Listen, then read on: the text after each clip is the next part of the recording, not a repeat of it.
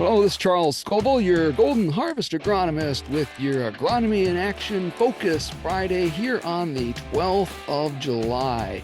So, a lot of things to talk about for crop progress, service calls, and really excited to have a special guest that we're going to be able to discuss some possible nitrogen loss due to this crazy rain we've been having from the remnants of the hurricane, 1 to 6 inches in areas across the state of Michigan this last week. And not only what happened, but what can we do about it right now? So we'll get into that in just a minute, but let's start with crop progress. That 100-day corn that we've been following, planted the 1st of May, should be at a growth stage of V14. So that means we're pushing tassel. We've accumulated 1,185 heat units, which the good news is that is well above average for this time of the year. And, I can't help but thinking back that we talk about knee high by the 4th of July. Wow, this year we're near tassel a week after the 4th of July. So this crop is just moving right along and for the most part looking good. On the soybean side, we are easily R1. Some and most of us are pushing R2 at full bloom. And that means we are just around the corner from R3. And R3 for soybeans is the magic growth stage if we're thinking about applying a fungicide to try to push that yield potential up higher. And of course, that's different than for all of us folks that were thinking about a white mold fungicide application at that R1 timing. And I tell you, I wake up every morning, see the dew, see the fog out there, and I'm a little worried on that white mold potential out there this year, but in most cases, we probably passed that window for managing that with a fungicide this year. So when we think about R3, of course, that stage is known with that first pod showing up that's about 3/16 of an inch in length in one of those 4 top nodes of that plant. So start looking out there, and if you're thinking about fungicide, we're going to be here working at that here in the next couple of weeks, I'm sure.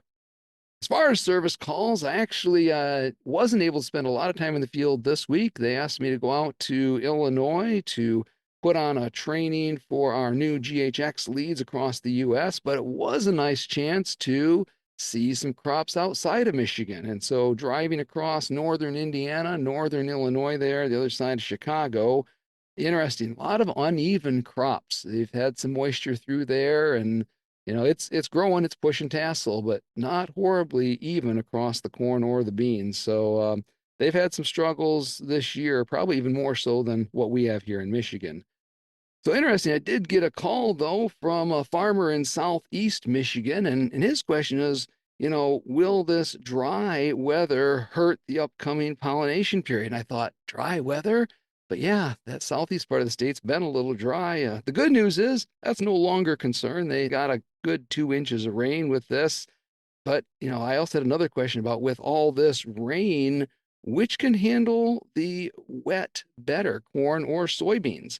So I thought about that a little bit. It just seems like soybeans tend to struggle more with that wet feet or those wet roots out there. And you think about it, they're creating their own nitrogen. They need that oxygen and they need that nitrogen from the air to be able to convert that into nitrogen for the soybean plant. And if there's no air around those roots because of all that water, it's just got nothing to convert. And so they tend to go backwards faster.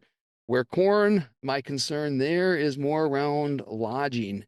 Just think about it. You take a tall plant and you saturate those soils and make that soil really loose around that. And then you add wind, and then maybe you got a little corn rootworm feeding out there too. And yeah, then you say, well, the trees fell down. I can't believe my corn fell down. But yeah, we're going to see some corn down. We're going to see some corn gooseneck back up. And we're just going to want to keep our eye on those fields out there because that amount of rain and that amount of wind certainly is a recipe for some challenges there.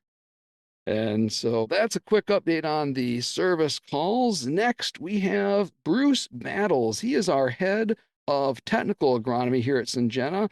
And I want to thank you, Bruce, for agreeing to be on the podcast this week. Thanks for having me on, Charles. I was pretty excited when I got the phone call, especially with the phenomenal crew you've had on previous episodes there. It's quite the honor to join. Well, thanks, Bruce. I appreciate that and appreciate all the work you do in our research side of Syngenta out here. So, what I'm going to ask is if you can just kind of begin by sharing with my audience a little bit about your background and a quick overview of our Golden Harvest Agronomy in Action research program. Yeah, definitely, Charles. I started with the Golden Harvest brand, roughly in 2001. So went on 23 years now, and I've held various roles in that time frame. I started as a field agronomist, similar to you, back in covering eastern Nebraska, western Iowa. I moved into a product placement agronomist type of role for a while, so really kind of enjoyed that part of having to get and understand our portfolio and fits and training people on that. And but had an opportunity after that to move into an agronomy research scientist, and then later actually move into a manager role where I manage that agronomy research program. Most of you that have been around Golden Harvest might recall the agronomy upfront program that we had years ago. That's the program I was mentioning there. But then as we evolved a little bit, I took a little bit of time, moved over to seed care and helped with the development of new seed care products for 3 years before coming back into the Syngenta Seeds and working as an agronomy technical manager over the last 7 or 8 years that I'm in today. With that, though, as you allude to, my lead role right now as agronomy research manager is one of the biggest things that I do. We have three research agronomists spread across the Midwest, the Malta, Illinois, Slater, Iowa, and then a Waterloo, Nebraska, Omaha, Nebraska area where we have those three stationed out of. And they're doing work at those sites as well as surrounding states on various agronomy type of trials. We've actually evolved a little bit this year where we've got some cooperative trials we're doing through contractors and states like Michigan as well as Ohio this year. So we're pretty excited to be expanding out some of our protocols and working collaboratively with some researchers there. But our main goal in our agronomy research program is to understand the hybrid level responses to management. And I think that's really what we like to look at and understand more. But we also spend quite a bit of time looking at traits and technologies and understanding the value and fit of things like our new three modes of action corn rootworm trait, for example, be one thing in that category we're doing this year. And then finally, we'd like to do a lot of general agronomy type of work, right? That might not be hybrid specific, but just help to answer questions in general. Well, Bruce, that's exactly why I wanted you on the program today with your experience and background and truly the hands-on research that you and your team are doing. So, with that type of background, you certainly sound like the perfect person to address just a couple of questions that I'm getting about with these rains and nitrogen loss and what we should do about it. So the first question I've got is, I'm sure we've lost nitrogen, both from leaching and denitrification out there, but what have you learned from agronomy in action research as far as whether we did or didn't lose any significant nitrogen from this amount of rain so quickly, and if there is something we should even worry about right now? Yeah, great question. I think you're spot on. Most all of us have experienced some kind of nitrogen loss, right? But determine how much that is unfortunately it's a complicated answer, right? And depends on a lot of variables. But we did do some work very specific to this scenario here over the last couple of years. We've had a really good scenario the last 2 or 3 years. We haven't really had to worry as much about nitrogen loss because we've had drier springs leading up to tassel in a lot of areas. And so that's given us the perfect environment to actually test the concept and go and use irrigation as a factor to reproduce some of these excessive rainfall events and compare it right next to a check area that wouldn't have that extra precipitation on that. And so in 2022, 2023, we put on about a half an inch per hour to get 3 to 4 inches per day application rates on. And we did that over an 8 day period. So that's a really dramatic scenario, I know, and not hopefully not what most people are facing in Michigan this year, right? But Yep. there are probably areas of southern Minnesota, northern Iowa that are experiencing that exact same scenario this year. So anyway, with looking at that and leaving the check areas, we're able to determine that type of scenario. We lost about 75% of our nitrate nitrogen in that scenario, right? Which is high, but again, that's a really dramatic scenario. And that reduced our overall yield by about 30% as a result of that. The kind of the positive thing, and I think a lot of what we'll want to talk about later is what can you do about it, right? When we put on an additional 50 pounds of nitrogen following that event, we did recover quite a bit of that yield, about half the yield. So we brought that yield loss down from 30% down to about only a 14% yield loss. So management can be quite effective, right, in helping minimize some of this, maybe not recover all the potential yield that you might have had before those rains, but we can really do a good job of recovering a lot of that. Our main goal and why we use such a dramatic scenario is we were really wanting to look at hybrid differences in our trials, and they were set up in a way to look at on average 10 different hybrids all in the same environment under those two different excessive moisture scenarios versus a well-drained soil scenario. And in that, we did see a pretty big difference within hybrids as well, ranging anywhere from 53 to up to 85 bushels per acre as far as a hybrid by hybrid level on the yield penalties that came along with that.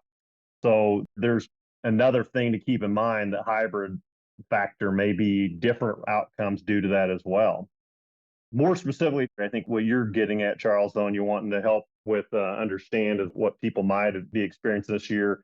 Again, as I mentioned, it's complicated, but really, when you think through about four different factors in there, you could come to some pretty good estimates of what you might have lost this year. So think about, when was your nitrogen applied, what source of nitrogen was applied, the quantity that you put on, and that into the conditions that came after, i.e., how much rain have you gotten. And so, although we're getting some pretty heavy rainfalls in this last event, we have to keep in mind that what's the rainfall we've had all spring, right? Because cumulatively, we're losing nitrate potentially anytime after application, depending on when those applications went in. So, and the other part of this that really need to take in consideration of what your outcomes may be is what kind of soil types you have in those areas, right? So, in sandier soils, we could have pretty excessive nitrate losses, especially like a 6-inch rainfall. We could lose most all of our nitrates that's available in the soil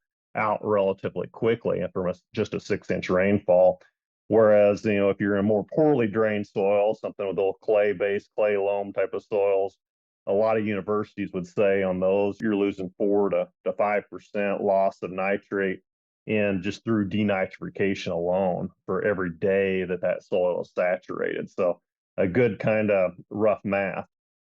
When we try to estimate out what you are, I think at this time of the year, when we think about when it was applied and what source was applied, at this point, no matter what source you applied, and if you applied it pre-plant, we're probably going to assume that most all that ammonia form has been converted into a nitrate form, which makes it susceptible. So I think in July, we need to assume that most all, 95% at least of that's probably already converted and susceptible to leaching or denitrification, and no matter what the source was. Now, in season side dress applications, those kind of things, you may not lost as much because we haven't had been out there as long.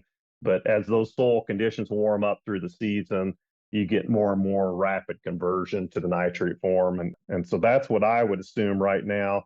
And with that, I did a quick math on scenario. If you had a grower that had put 180 pounds of nitrogen on, pre-plant type of scenario, and you assume 95% of that's in a nitrate form, you're starting off 95% of that brings you down to about 171 pounds that are in the nitrate form. You multiply that by a 5% loss per day, and by just say 7 days on average, that quickly gets you to almost 60 pounds of nitrate that you could have lost in that kind of scenario.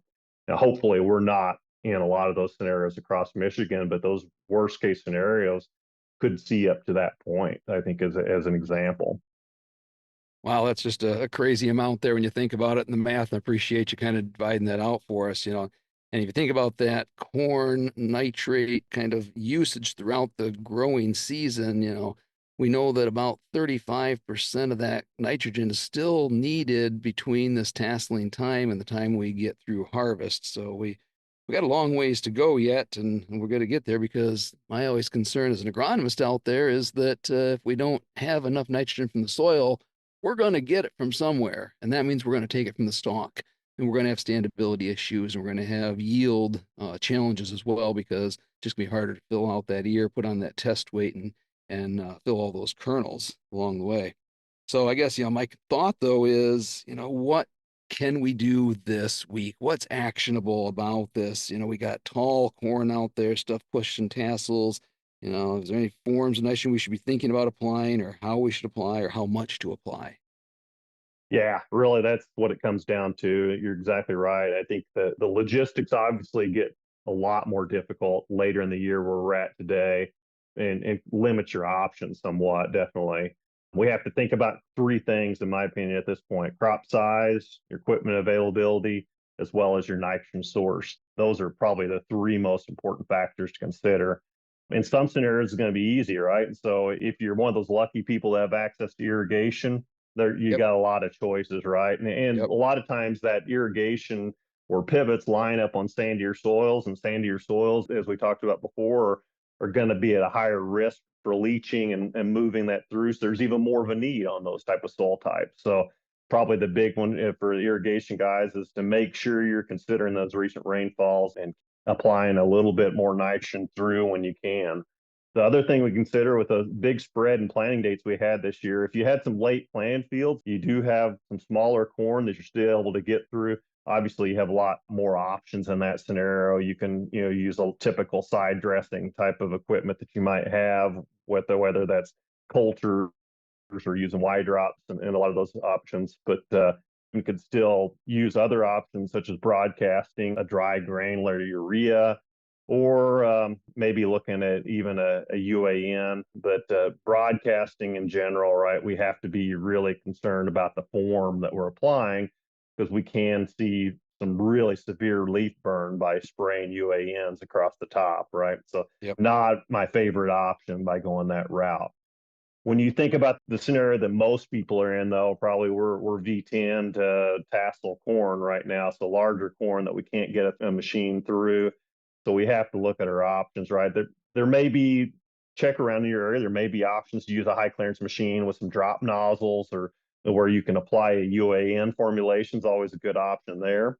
If you can still get a broadcast urea spreader through, maybe you're not quite to tassel yet, and you can get a high clearance machine through, that can be a really good option for there, but that's obviously best before tassel. In general, no matter what post type application, the earlier we can get, the better. And we've seen bigger responses or larger responses pre tassel rather than waiting to after tassel. But as you mentioned before, the crop takes up about 35% of its nitrogen during that grain fill process. So we can still see potentially a response even after tassel in there. So it might not be a completely wasted effort, especially in severe loss situations, to put on another 40 or 80 pounds. But I wouldn't worry about doing that. And once you get about 4 weeks after pollination, it's probably a lost cause to even think about it. Got to keep in mind as well, as we mentioned before, you can get some burn out of a lot of these UAN type of products. So be careful if you're playing with that. Urea is probably a better option if you're looking for rescue scenarios. We could even look at a broadcast application of urea through an airplane in a really bad scenario where equipment's limited. But think about getting the maximum benefit out of that urea by putting a urease inhibitor on there to delay that hydrolysis and reduce potential volatilization that can come from that. So Well, I those are kind of your appreciate. options that we have there, Charles. Yeah. Yeah, no, I appreciate that, and yeah, it's one of those bad things where you're limited on options, but at the same time, I guess the third question I get along this line is that if we choose to do nothing, or if we just don't have the ability to do anything about this nitrogen loss, then what do you see as potential risks that we can expect to see between now and harvest? In those scenarios where you have lost a lot of nitrogen, you're probably going to see some leaves start to yellow eventually if you haven't already. And you're going to start seeing what we refer to as firing of leaves, or loss of those lower leaves in the canopy. That's a great sign that the stress is starting to set in. And most of that's occurring because the plant's starting to reallocate nitrogen from lower areas of the plant. Since it is a mobile nutrient, it's starting to reallocate it up into that ear. It's trying to maximize yield. And by doing so, they can help minimize some of that potential yield loss. But the flip side is we're probably going to open that plant up and make it a little more susceptible to some of the root or stalk rots that could set in. And in general, stalk lodging or root lodging can really be a concern following that. So I think what I would recommend if you run out of all options and you can't do a rescue application, be looking closely at those fields and scouting them. We may need to make some harvest planning, scheduling type of decisions there to try to rescue them towards the end so we don't have really severe lodged fields and harvest those too late and try to move the harvest dates up on the front end. Well, very good. Bruce, I really appreciate you helping us kind of work through this tough situation and help us just to think about all those options. There's just a lot of options and a lot of questions. And hopefully we provided a few answers to our listeners today. So we're going to appreciate your time, Bruce. And again, this is Charles Scoville, your Golden Harvest agronomist with your Agronomy in Action Focus Friday. Have a great weekend.